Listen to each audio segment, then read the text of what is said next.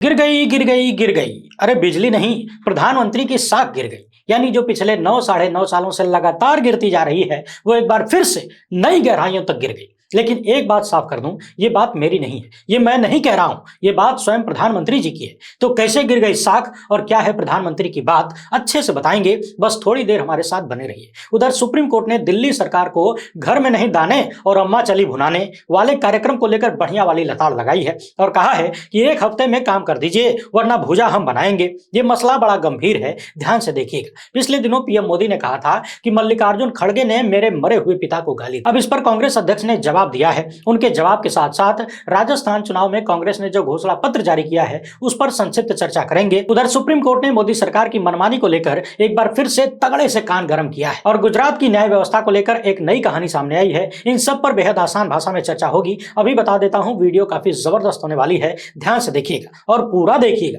पहली बार देख रहे हैं तो चैनल को सब्सक्राइब कर लीजिए, बगल में घंटी है उसको दबाना बहुत जरूरी होता है और उसके बाद ऑल पे क्लिक करना बिल्कुल मत भूलिएगा। इसके अलावा वीडियो को लाइक करना बहुत जरूरी है, उसे भी याद रखिएगा। 2-4 सेकंड में ये सब काम हो जाता है लेकिन हमारे लिए बहुत महत्वपूर्ण होता है। इसके साथ यदि आपको हमारा काम पसंद आता हो और हो सके तो इस क्यूआर कोड या मोबाइल नंबर का प्रयोग करते हुए हमें आर्थिक रूप से मजबूत करने का प्रयास जरूर करें। बहुत बहुत धन्यवाद। याद करिए, प्रधानमंत्री बनने से पहले भारत में एक नेता कहा करते थे कि ऐसा लग रहा है मनमोहन सरकार और रुपए में गिरने का कंपटीशन चल रहा है कि कौन ज्यादा गिर सकता है। डॉलर के मुकाबले रुपए के गिरने पर इतना जबरदस्त भाषण दिया करते थे वो नेताजी और सरकार को ऐसे घेरा करते थे मानो मनमोहन सरकार एकदम निठल्ली बैठी हुई है, कुछ कर ही नहीं पा रही है, कुछ कर ही नहीं रही है, उसके बस में कुछ है ही नहीं। यहां तक कहते थे कि जैसे जैसे रुपया गिरता है वैसे वैसे देश के प्रधानमंत्री की साख भी गिरती है और पूरे देश की साख गिरती है। और यह भी कहते थे कि रुपया सिर्फ आर्थिक कारणों से नहीं गिर रहा है, दिल्ली से जो भ्रष्ट राजनीति निकली है उसने रुपये को गिराया है। क्या कारण है कि आसपास के छोटे छोटे देशों का रुपया नहीं गिर रहा है, खाली भारत का रुपया गिरता जा रहा है, गिरता जा रहा है। जबकि जिस वक्त वो नेताजी इस तरह की बातें कह रहे थे उस वक्त डॉलर के मुकाबले रुपया 60 रुपए के आसपास था। बहुत सारे लोग व्हाट्सएप यूनिवर्सिटी का ज्ञान लेकर यह भी बताते हैं कि आजादी के समय रुपया और डॉलर एक के एक बराबर था और कांग्रेस ने 70 साल में इसे 60 रुपए तक पहुंचा दिया। तो अब सवाल यह है कि किसी ने 70 साल में 60 रुपए पहुंचा दिया, यदि इस पर आलोचना की जा सकती है तो फिर 9.5 साल में मोदी सरकार के दौरान रुपए ने जो नई गहराइयों को छुआ है, यानी 60 से गिरते गिरते अब 83.34 रुपया हो गया है, इस पर किसकी आलोचना की जाए। क्या अब यह सवाल नहीं उठना चाहिए कि 70 साल में यदि 60 तक पहुंचा दिया था तो 9.5 साल में ऐसा कौन सा कारनामा कर दिया आपने कि लगभग 24 रुपए की गिरावट हो गई, 23 रुपया 34 पैसा। ऐसा कौन सा विश्वगुरु टाइप का काम हो गया जिसने इतनी तेजी से रुपए को गिरा दिया। उस वक्त तो कहा जाता था कि दिल्ली की भ्रष्ट राजनीति की वजह से रुपया गिर रहा है, आर्थिक कारणों से नहीं। तो अब दिल्ली से कितने बड़े स्तर पर भ्रष्ट राजनीति चल रही है जिसने रुपए को इस कदर गिरा दिया। द वायर की आज की इस खबर को देख लीजिए। रुपए ने गिरते गिरते नई गहराइयों को छू लिया है। वैसे आजकल रुपए के गिरने से प्रधानमंत्री और देश की साख गिरती है कि नहीं, इसका जवाब वहीं से आ सकता है। लेकिन हाँ, यहां ध्यान देने वाली बात यह भी है कि भारत की वित्त मंत्री के अनुसार रुपया कमजोर नहीं हुआ है, डॉलरवा मजबूत हो रहा है। तो लगे हाथ, यदि आपका कोई जानने वाला है जो डॉलर में कमाता है उसे बधाई दे सकते हैं। बी पॉजिटिव, डॉलर के मजबूत होने की खुशी मनाइए भाई। वैसे भी विकसित भारत में रहना है और विश्व गुरु का आनंद लेना है तो ऐसी छोटी मोटी चीजों को तो देखना ही पड़ेगा। आइए अब पहले सुप्रीम कोर्ट के मामलों पर बढ़िया वाली चर्चा कर लेते हैं, इसके बाद राजस्थान लेकर चलेंगे और वहां पर उस मामले को आनंद लेते हुए सुनिएगा। आसान भाषा में कहें तो दिल्ली सरकार के ऊपर यह आरोप लग रहा था कि परियोजनाओं पर काम करने के लिए पैसा नहीं दे रहे हैं, लेकिन प्रचार करने के लिए इनके पास खूब पैसा है, बम पर खर्चा किया जा रहा है और ऐसा दिखता भी है। पिछले दिनों यह भी आरोप लगा था कि गुजरात चुनाव में पंजाब का पैसा खर्चा हो रहा है। एक परियोजना है रैपिड रेल ट्रांजिट सिस्टम, इसके लिए पैसे देने की बात हुई थी। दिल्ली की आम आदमी पार्टी सरकार ने वादा भी किया था लेकिन वादा पूरा नहीं हुआ। तो सुप्रीम कोर्ट की पीठ, जिसमें जस्टिस संजय किशन कौल और जस्टिस सुधांशु धूलिया सुनवाई कर रहे थे, इन्होंने जमकर फटकार लगाई और कहा कि इससे राष्ट्रीय परियोजनाएं प्रभावित हो रही हैं और आप काम करने में पैसा नहीं लगा रहे हैं। प्रचार करने के लिए आपके पास खूब पैसा है, यदि ऐसे ही चलता रहेगा तो आपने जो प्रचार के लिए पैसा रखा है ना, उस पैसे को निकालकर हम काम में लगाने का आदेश दे देंगे, हमारे पास और कोई रास्ता ही नहीं बचा है। इस पर दिल्ली सरकार के वकील ने कहा कि साहब 1 सप्ताह का समय और दे दीजिए। तो जस्टिस कौल ने इस मामले को 1 सप्ताह बाद के लिए सूचीबद्ध कर दिया और कह दिया कि यदि 1 सप्ताह में आपने पैसा ट्रांसफर नहीं किया तो फिर आपका जो प्रचार वाला पैसा है वो इस परियोजना में लगा दिया जाएगा। पिछले कुछ सालों में ऐसा देखा जा रहा है कि खासकर दो पार्टियों की सरकारें काम से ज्यादा नाम पर फोकस करती हैं। भोजपुरी में एक कहावत है कि नई दुल्हनिया रोटी कम बनाती है, चूड़ी ज्यादा बजाती है। सवाल यह है कि क्या आज की राजनीति ने इसी ढर्रे को अपना लिया है? पिछले कुछ सालों में भारत की राजनीति जबरदस्त तरीके से महंगी हो गई है। साल 2019 का लोकसभा चुनाव तो बताया जाता है कि दुनिया में अब तक का सबसे महंगा चुनाव था और सबसे ज्यादा खर्चा किया भारतीय जनता पार्टी ने, वही जो कथित रूप से दुनिया की सबसे बड़ी पार्टी है। परंतु इसके बाद एक विशेष तरह का रवैया जो सामने आ रहा है और जैसे आरोप लगातार सामने आ रहे हैं, उससे पता चलता है कि आम आदमी पार्टी और बीजेपी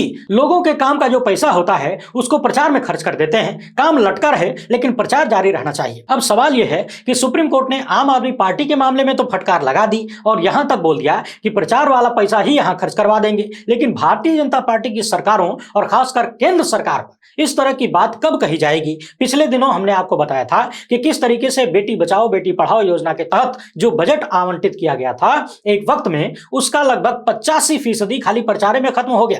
इसी तरह से सीएजी की रिपोर्ट में भी पता चला कि पैसा लगाना था कहीं और, यानी किसी और योजना का पैसा किसी और योजना के प्रचार में खत्म हो गया। तो सवाल यह है कि बड़ी वाली बिल्ली के गले में घंटी बांधेगा कौन और कब बांधेगा और वो घंटियां कब बजेगी? हालांकि अन्य पार्टियों की सरकारें ऐसा नहीं करती हैं या बिल्कुल नहीं करती हैं, ये हम नहीं कर सकते, लेकिन ज्यादा संख्या में बीजेपी और उसके बाद आम आदमी पार्टी को लेकर ऐसे आरोप सामने आते हैं। उधर सुप्रीम कोर्ट ने केंद्र सरकार के चयनात्मक रवैये को लेकर फिर से फटकार लगाई। 17 अक्टूबर को सुप्रीम कोर्ट के कॉलेजियम ने 5 वकीलों के नाम पंजाब और हरियाणा हाईकोर्ट के जज के रूप में नियुक्त करने के लिए भेजा था, लेकिन 3 नामों को केंद्र सरकार ने अधिसूचित किया और 2 नामों को छोड़ दिया। बार एंड बेंच के अनुसार ये दोनों उम्मीदवार जिनके नामों को मंजूरी नहीं मिली वो दोनों ही सिख समुदाय से आते हैं। इस पर जस्टिस कौल ने पूछा कि ये नौबत क्यों आनी चाहिए, अतीत के मुद्दों को वर्तमान लंबित मुद्दों से जुड़ने न दिया जाए। अदालत ने कहा कि पिक एंड चूज की जो नीति है ये अच्छी नहीं है, ये अच्छी छाप नहीं छोड़ती है, ये देरी क्यों हो रही है? इस पर सरकारी वकील का कहना था कि जजों की नियुक्ति के मामले में प्रगति हुई है, हम काम कर रहे हैं,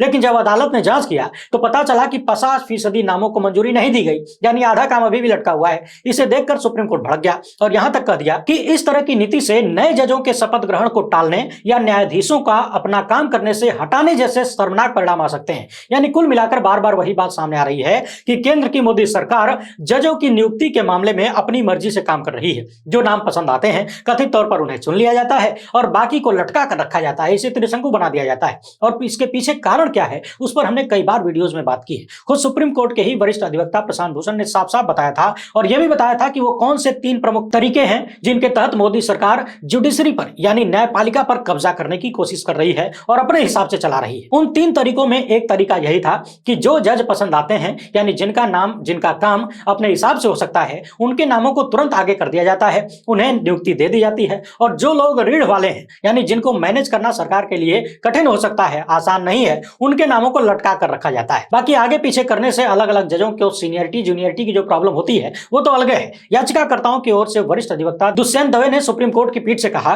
कि अगले 24 घंटे के भीतर सभी लंबित नामों को मंजूरी देने के लिए सरकार को एक आदेश जारी किया जाना चाहिए। लेकिन सरकार की तरफ से आश्वासन मिलने के बाद कोर्ट ने 5 दिसंबर को इस मामले की सुनवाई सूचीबद्ध कर दी। पिछले कई सालों से लगातार देखा जा रहा है कि जजों की नियुक्ति और ट्रांसफर को लेकर कॉलेजियम और मोदी सरकार के बीच खींचतान बनी हुई है, चल रही है कंटिन्यू। सरकार अक्सर कॉलेजियम द्वारा दिए गए नामों को मंजूरी देने से इनकार कर देती है। बहुत दबाव बनता है तो कुछ नामों को चुन लेती है, कुछ को छोड़ देती है। विशेषज्ञों का मानना है कि इससे कॉलेजियम की शक्ति कम हो गई है और सरकार को अप्रत्यक्ष रूप से न्यायिक नियुक्तियों को प्रभावित करने की अनुमति मिल गई है। उधर जजों के ट्रांसफर का भी एक मामला सुप्रीम कोर्ट में सामने आया। अन्य राज्यों के हाईकोर्ट के जजों का तबादला करने की कॉलेजियम की सिफारिश को केंद्र सरकार ने मंजूरी दे दी, जबकि गुजरात के 4 जजों का तबादला नहीं किया गया। इसे लेकर भी सुप्रीम कोर्ट ने सरकार को चेतावनी दी है। बाकी क्यों गुजरात के 4 जजों का ट्रांसफर नहीं किया गया और क्यों नामों की लिस्ट में पसंद वाले नाम चुन लिए जाते हैं, बाकी को छोड़ दिया जाता है, यह सब कुछ हमने कई बार बताया है। आप यदि हमारे नियमित दर्शक हैं तो आप जानते ही होंगे और पहली बार देख रहे हैं तो अब नियमित बन जाइए। आइए अब राजस्थान चलते हैं। पिछले दिनों आपने देखा कि प्रधानमंत्री मोदी चुनावी भाषण में कहने लगे कि कांग्रेस अध्यक्ष मल्लिकार्जुन खड़गे ने मेरे पिता को गाली दी है, उस पिता को गाली दी है जो 40 साल पहले दुनिया छोड़कर जा चुके हैं। उन्हें कांग्रेस के अध्यक्ष गाली दे रहे हैं और पीएम मोदी ने यहां तक कह दिया कि खड़गे साहब आप तो ऐसे नहीं थे, यानी एक्टिंग में कहीं कोई कमी नहीं थी। अब इसे एक्टिंग क्यों कह रहा हूं इस पर भी हमने पिछले वीडियो में चर्चा की थी, लेकिन फिर से बता देता हूं कि मल्लिकार्जुन खड़गे ने तेलंगाना में भाषण देते हुए कहा था कि प्रधानमंत्री मोदी ने एक वक्त में 15 लाख रुपए देने का वादा किया था खाते में और इसके बाद मंच के सामने बैठे हुए लोगों से पूछा कि क्या आपको 15 लाख रुपए मिला? लोगों ने कहा कि नहीं, तो खड़गे ने कहा था कि या तो प्रधानमंत्री झूठ बोल रहे हैं या फिर आप लोग पैसा लेकर झूठ बोल रहे हैं, कह रहे हैं कि नहीं मिला। मोदी तो झूठ बोलते ही हैं और उनका भी बाप यहाँ तेलंगाना में बैठा हुआ है। यानी साफ साफ इशारा यह था कि झूठ बोलने में पीएम मोदी के बाप तेलंगाना में है, यानी केसीआर की तरफ इशारा था। इस तरह की बात उन्होंने कही थी, जैसे कि आम बोलचाल की भाषा में हम लोग प्रयोग करते हैं कि फलाना तो इस मामले में फलाना का भी बाप है, वही मामला था। लेकिन प्रधानमंत्री ने जबरिया इस मामले को पहले तो गाली का नाम दिया, इसमें कहीं गाली मिली हो तो बताइए, लेकिन पहले गाली का नाम दिया गया, फिर इसके बाद उस गाली को अपने 40 साल पहले गुजरे हुए पिता के सिर पर चिपका दिया, और यह सब कुछ विक्टिम कार्ड होता है। अब इस पर जवाब देते हुए मल्लिकार्जुन खड़गे ने कहा कि मैं मोदी के पिता को क्यों गाली दूंगा, मैं तो बचपन में ही अपनी माता सहित सबको खो चुका हूं, मैं 5 साल का था तभी वो लोग जलकर खाक हो गए। अब झूठों का सरदार कह रहा है कि मैंने गाली दी है। बाकी मल्लिकार्जुन खड़गे ने कहीं कोई गाली नहीं दी थी, ये बात हमने कई बार बता दिया है। यहाँ एक बात और समझ लीजिए, हम किसी पार्टी या किसी नेता के समर्थक बिल्कुल नहीं है, लेकिन जो सच है वो बताना हमारा काम है, आपको झूठ से बचाना हमारा काम है। मल्लिकार्जुन खड़गे और कांग्रेस को तमाम मामलों पर घेरा जा सकता है, सवाल उठाए जा सकते हैं, हम भी लगातार उठाते हैं,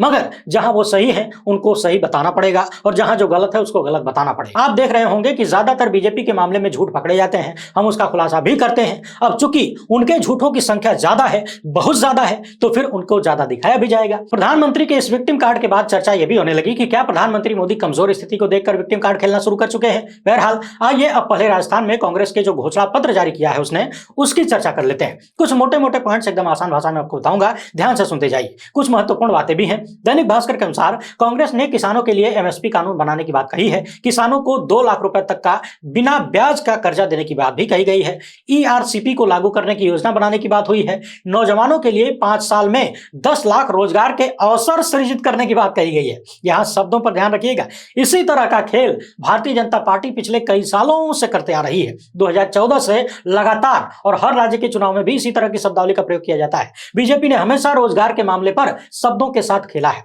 कह दिया जाता है कि रोजगार के अवसर प्रदान करेंगे, बाद में कौन पूछेगा, पूछेगा तो कह देंगे कि हमने अवसर दिया था तुमने लिया नहीं, है ना। और गोदी मीडिया वाले कहते ही हैं कि हमारे देश के नौजवान ही बेकार हैं, काबिल नहीं है, सब काम तो बहुत है, नौकरियां बहुत है, लेने वाले नहीं है। हालांकि अगली लाइन में कुछ बातें साफ कही गई हैं और कहा गया है कि 10 लाख में से 4 लाख सरकारी नौकरियां दी जाएंगी। यानी कांग्रेस ने पूरी तरह से बीजेपी वाली चाल नहीं चली है, कुछ बातें साफ साफ भी हैं। इसके अलावा पंचायत स्तर पर भर्ती योजना लाने की बात भी कही गई है, महिलाओं के लिए सार्वजनिक स्थानों पर सीसीटीवी कैमरा लगाकर सुरक्षा देने की बात, और गांव तथा वार्ड में सुरक्षा प्रहरी नियुक्त करने की बात कही गई है। यौन उत्पीड़न के मामलों में तुरंत न्याय दिलाने के लिए जांच में लगने वाला समय कम करने का वादा भी किया गया है, यानी जल्दी से जांच हो जाएगी, सजा मिल जाएगी। रोडवेज के किराए में छूट के अलावा निःशुल्क यात्रा के लिए हर महीने फ्री कूपन देने की बात कही गई है। इसके साथ ही कांग्रेस ने जातिगत जनगणना कराने का भी वादा किया है, और जो सबसे बड़ा वादा नजर आ रहा है वो है चिरंजीवी योजना में जो बीमा राशि अब तक 25 लाख रुपए थी उसे बढ़ाकर 50 लाख करने का, वार्षिक तौर पर करने का वादा किया गया है। यानी कि अब तक जो 25 लाख रुपए का मुफ्त इलाज होता था अब वो 50 लाख तक हो जाएगा। इसके साथ ही जिन दंपतियों को संतान का सुख नहीं मिला है, यानी जिनकी कोई औलाद नहीं है, उनके लिए आईवीएफ पैकेज मुफ्त में दिया जाएगा। शिक्षा के मामले में राइट टू एजुकेशन के तहत 8वीं कक्षा तक ही नहीं बल्कि 12वीं तक मुफ्त शिक्षा उपलब्ध करवाने की बात कही गई है। मनरेगा में काम के दिनों की संख्या 150 तक बढ़ाई जाएगी। व्यापारियों के लिए 5 लाख तक का कर्जा बिना ब्याज के दिया जाएगा। ऑटो टैक्सी चालकों को गिग वर्कर्स कल्याण अधिनियम में शामिल करने के लिए कानून में संशोधन भी किया जाएगा। ओपीएस को जारी रखने के लिए कानून बनाने की बात भी कही गई है। इसके अलावा राजस्थान में विधान परिषद बनाने का भी बड़ा दावा कर दिया गया है। फिलहाल पूरे भारत में सिर्फ 6 राज्यों में ही विधान परिषद का अस्तित्व है। कुछ साल पहले मध्य प्रदेश में भी वादा किया गया था कांग्रेस द्वारा, लेकिन कुछ ही महीने बाद सरकार चली गई, कह सकते हैं कि नहीं बना पाए, समय नहीं मिला। अब विधान परिषद बनाने का वादा राजस्थान में भी किया गया है। राजस्थान में कांग्रेस ने पहले ही कई गारंटियां दे दी है, जैसे कि गृहलक्ष्मी गारंटी योजना, हर घर की मुखिया महिला के खाते में 10,000 सालाना, इसके बाद 2 रुपए प्रति किलो गोबर खरीदने की गारंटी, फ्री लैपटॉप और टैबलेट देने की गारंटी, आपदा राहत बीमा जिसके तहत 15 लाख तक का फ्री बीमा, इसके अलावा अंग्रेजी माध्यम में शिक्षा देने की गारंटी, 500 रुपए में सिलेंडर और पुरानी पेंशन योजना कानून लाने की गारंटी। किसी अन्य वीडियो में हम बीजेपी और कांग्रेस दोनों की गारंटियों की तुलना कर लेंगे, अच्छे से बात होगी। फिलहाल वीडियो लंबी हो रही थी तो इतना ही रखते हैं। हमारा काम पसंद आया हो तो लाइक और शेयर जरूर करें। पहली बार देख रहे हैं तो चैनल को सब्सक्राइब कर लीजिए। हमसे जुड़ने के लिए बहुत बहुत धन्यवाद। जय हिंद।